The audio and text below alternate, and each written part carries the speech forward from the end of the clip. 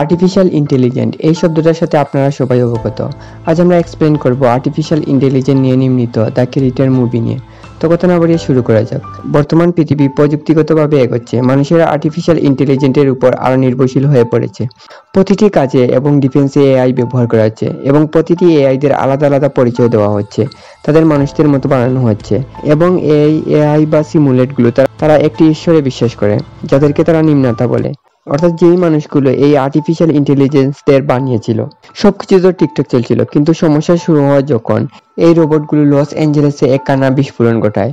প্রায় শহরটা ধ্বংস হয়ে যায়, লক্ষ লক্ষ মানুষ মারা যায়। মোটামুটি ঘটনাটা কেটে যায় প্রায় 10 বছর হয়ে গেছে এবং পশ্চিমা দেশগুলো প্রত্যেকে একত্রিত হয়ে সেই এআই গুলো ধ্বংস করছে। তবে পশ্চিমা দেশগুলো একত্রিত হলেও এশিয়ার কয়েকটি দেশ সে এআই এর প্রোডাকশন চালিয়ে যাচ্ছে। এশিয়ার এই দেশগুলোকে একত্রিত নিউ এশিয়া বলা হয়, যেটা নেপাল, ভুটান, ইন্ডিয়া, বাংলাদেশ সহ কিছু কান্ট্রি নিয়ে তৈরি করা হয়েছে। তো সমস্যা হলো ওয়েস্টার্নেরা একত্রিত হয়েছে যেন তারা প্রত্যেকটা এআই কে ধ্বংস করবে। অন্যদিকে সেই নিউ এশিয়াতে এআই প্রোডাকশন বেড়েই চলেছে, যার কারণে সেখানে একটা দ্বন্দ্ব বাঁধে।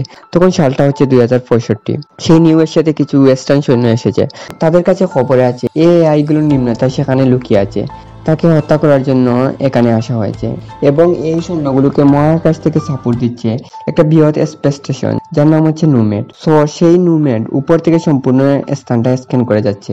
আমরা জশুয়া এলিয়ট নামে একটি ছেলেকে দেখতে পাই এবং তার সাথে রয়েছে তার স্ত্রী, যার নাম হলো মায়া। মায়ার শরীরে একটা ট্যাটু দেখতে পাই, কিছুক্ষণ পর সেটা নিয়ে আলোচনা করব।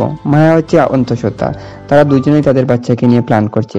অন্যদিকে ওয়েস্টার্ন সৈন্যরা সেখানে রেড মেরে দিচ্ছে, যার কারণে সেই স্থানে বসবাসকারী মানুষেরা এবং এআই এরা অ্যালার্ট হয়ে গেছে।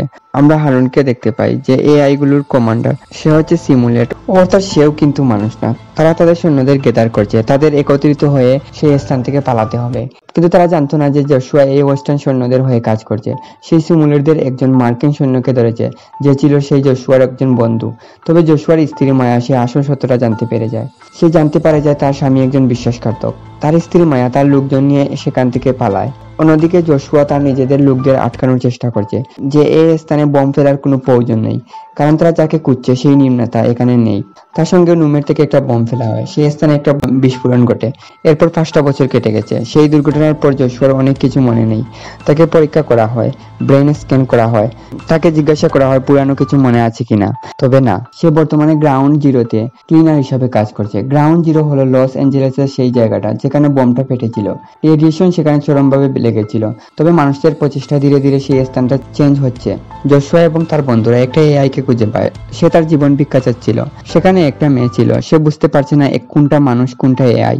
রোবটটি মানুষের মতো আচরণ করছিল, তবে তাদের সরকারের কঠোর নিয়ম, প্রত্যেকটা রোবটকে ক্রাশ করে ধ্বংস করা হচ্ছে। পরে দেখা যায় জশুয়ার সাথে সাক্ষাৎ করতে আসে জেনারেল অ্যান্ড্রস এবং কর্নেল হাওয়াল।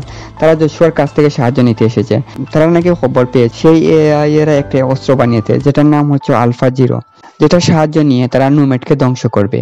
সো নুমেট যদি ধ্বংস হয়ে যায়, অবশ্যই মানুষেরা এই যুদ্ধে হেরে যাবে। কর্নেল হাওয়ালের মনে সে এআইদের প্রতি চরম ঘৃণা রয়েছে।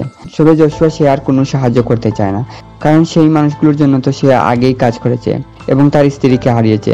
তবে সৈন্যগুলোর কাছে কিছু স্যাটেলাইট ইমেজ রয়েছে, সম্ভবত সেখানে মায়াকে দেখা গেছে, অর্থাৎ মায়া এখনো জীবিত আছে। শুধুমাত্র এই একটা কারণে জশুয়া মিশনটা করতে রাজি হয়ে যায়। পরের দিন সৈন্যরা একত্রিত হয়ে সেই নিউ এশিয়ার একটা স্থানে পৌঁছায়। সেখানে সেই আলফা নামক অস্ত্রটা রয়েছে, তবে রিচার্জ ল্যাবটা সম্ভবত মাটির নিচে, এর জন্য খুঁজে পাওয়া যাচ্ছে না। সেখানে যাওয়ার রাস্তাটাও তারা খুঁজে পাচ্ছে না। সৈনিকেরা সেই গ্রামবাসীদের ভয় দেখাতে শুরু করে, তবে তারা কোনো ভয় পায় না, যেন তারা জীবনের চেয়ে সেই রোবটদের ভালোবাসে। যদিও একটা বাচ্চা ভয়েতে বলে ওঠে। তবে সৈনিকগুলো ভিতরে গিয়ে সেখানে থাকা বিজ্ঞানীদের নির্বিচারে হত্যা করতে থাকে। অন্যদিকে টেইলার একটা চেম্বার খুঁজে পায় যেখানে সেই অস্ত্রটা রয়েছে। তবে সেখানে গিয়ে লক্ষ্য করে সেটা কোনো অস্ত্র না, বরং ছোট বাচ্চা মেয়ে। তার কাছে কনফিউজ লাগে, একটা বাচ্চা বা এআই কি করে একটা অস্ত্র হতে পারে।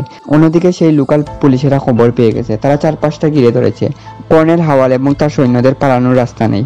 তাদের একটার পর একটা উড়োজাহাজ ধ্বংস হচ্ছে। বাধ্য হয়ে সকল কাজের দায়িত্ব নুমেডের নিতে হয়। সেই নুমেড, যার কাজ হচ্ছে উপর থেকে নিচে বোম ফেলা। সিম্পলি সেখানে কিছু মানুষের একটা গ্রাম রয়েছে, আর সেই গ্রামটার উপরে বোমটা ফেলে আর একটা বড় বিস্ফোরণ হয়।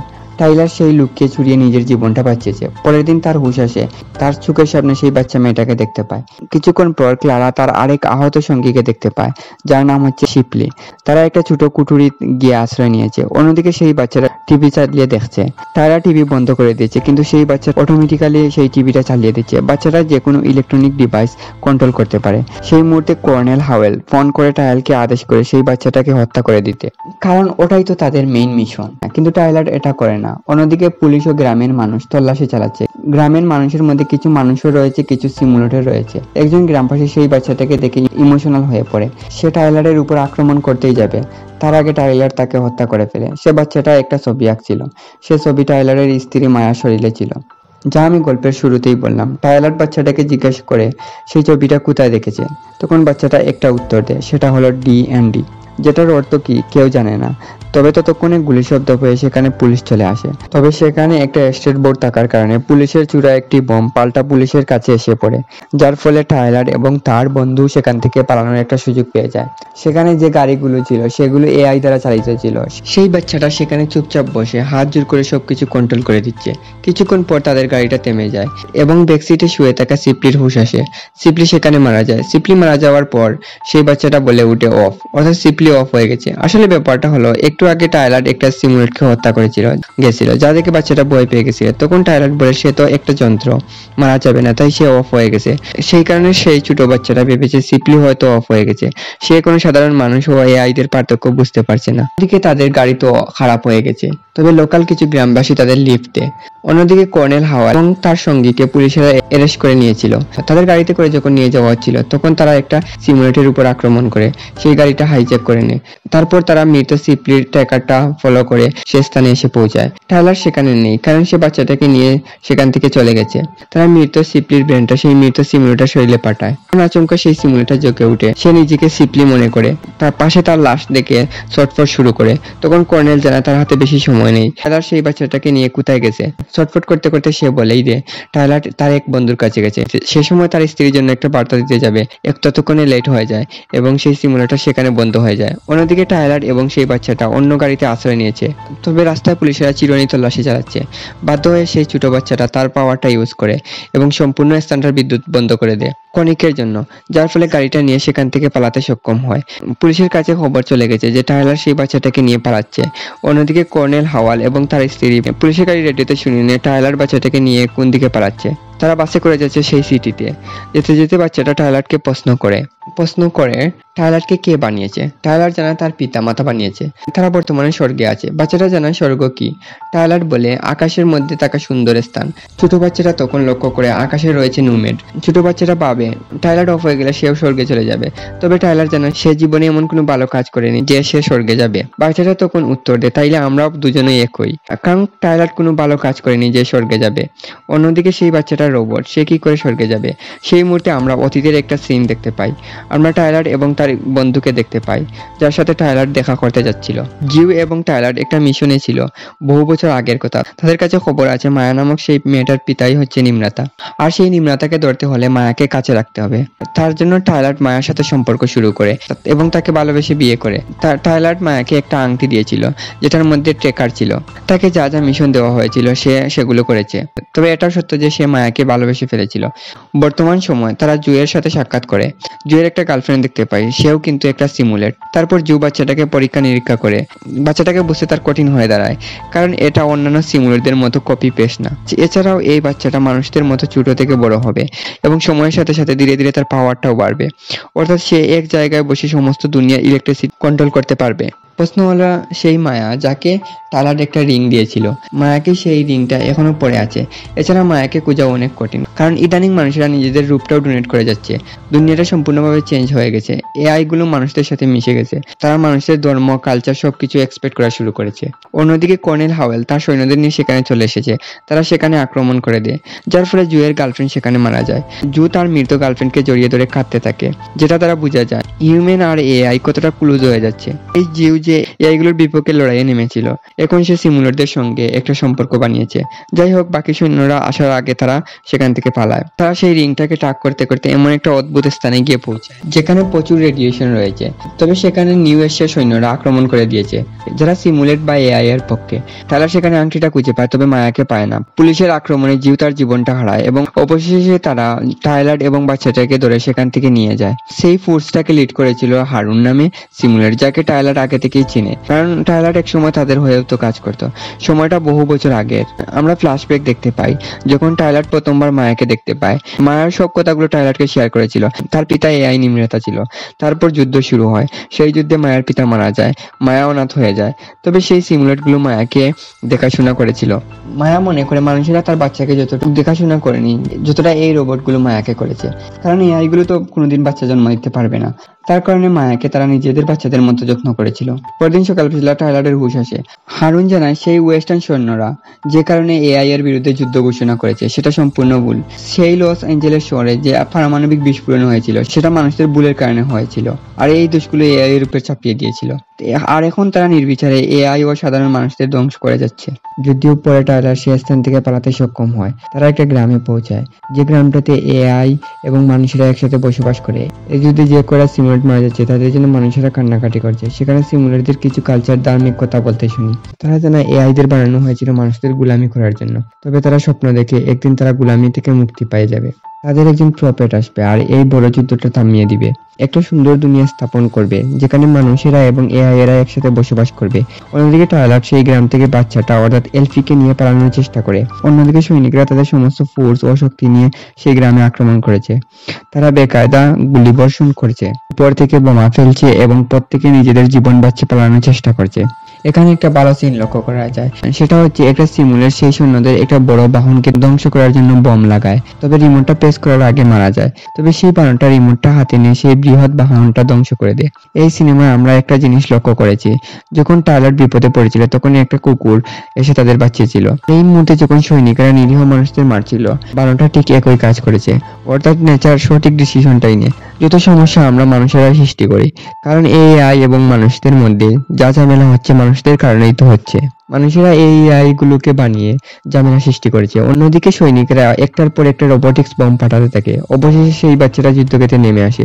সে পাওয়ারটা ইউজ করে একটা বমকে বিস্ফোরণের হাত থেকে বাঁচিয়ে দেয়। তবে একটা সৈনিক সেখানে চলে আসে। বাচ্চাটাকে আক্রমণ করলেই টাইলার তাকে গুলি করে মেরে ফেলে এবং বাচ্চাটাকে নিয়ে এসে সেখান থেকে পালায়। হারুন এবং তার সৈন্যরা টাইলারের উপর আক্রমণ করে না, কারণ তারা জানে টাইলার সঠিক ডিসিশন নিচ্ছে।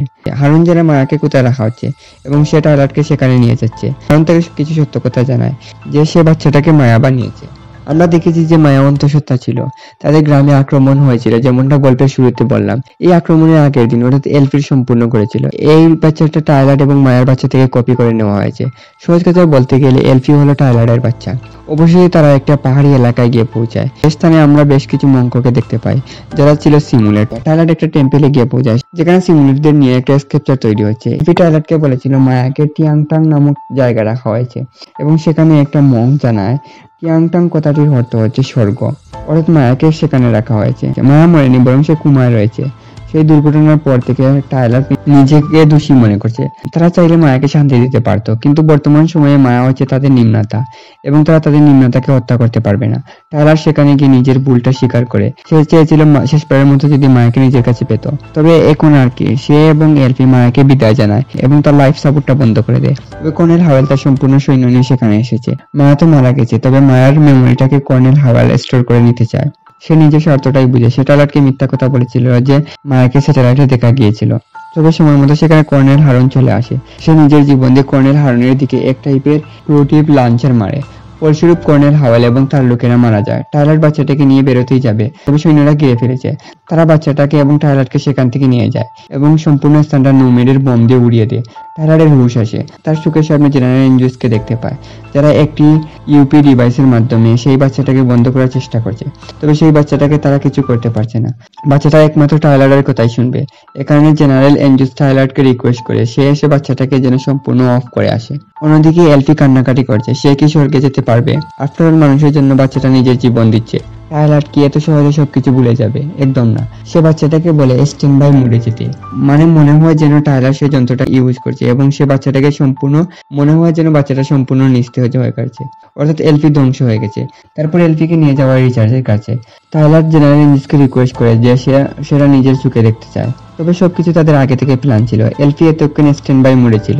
এনজিও তাকে জাগতে বলে এবং তারা গাড়িটাকে হাইজ্যাক করে নিকটবর্তী একটা স্পোর্টের উদ্দেশ্যে চলে যায়। জেনারেল এনজিওসের আদেশে সেই প্লেনটাকে ফিরিয়ে নেওয়া হয়। তবে এলপি সেই প্লেনটাকে কন্ট্রোল করে এবং সেই বৃহৎ স্পেস স্টেশন নুমেট সেখানে লঞ্চ করায়, কারণ নুমেটকে ধ্বংস করা প্রয়োজন। সে এলপিকে আলাদা করে দেয়। তার উপর দায়িত্ব দেওয়া হয় যে এই সম্পূর্ণ নুমেটের পাওয়ারটা কিছুক্ষণের জন্য বন্ধ করতে পারে, যাতে টাইলার সেখানে বম লাগাতে পারে। কাজটা দ্রুত করতে হবে, কারণ জেনারেল এনজিওস প্ল্যান করেছে নিউ এর সাথে যে কয়টা এআই বেস রয়েছে প্রত্যেকটাতে একবারে বোমা বর্ষণ করবে। এর মধ্যে এলপি লক্ষ্য করে বহু স্থানে সুমুলারদের বডি রাখা হয়, মানে যাদের এখনো এস্টিবিউট করা হয়নি। তাদের মুখগুলো ঠিক মায়ার মতো। আমরা একটু আগে দেখেছিলাম না, কর্নেল হাওয়েল মায়ার মেমোরিটা একটা জায়গায় স্টোর করেছিল। সেই রকম একটা চিপ এলপি নিয়ে একটা সিমুলেটরের মাথায় ইনস্টল করে দেয়, যাতে তার মধ্যে মায়ার স্মৃতিগুলো চলে আসে। এদিকে জেনারেল এনজিওস ডিসাইড করেছে যে বাচ্চাটাকে এবং টাইলারকে যেভাবে হোক হত্যা করবে।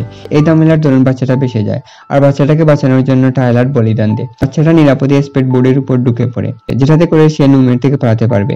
অন্যদিকে টাইলার যে বোমগুলো লাগিয়েছিল সেগুলো ব্লাস্ট হয়ে গেছে, সম্পূর্ণ নুমেট ভেঙে চলে মাটিতে পড়বে। স্কেপ বোর্ডগুলো বন্ধ হয়ে গেছে।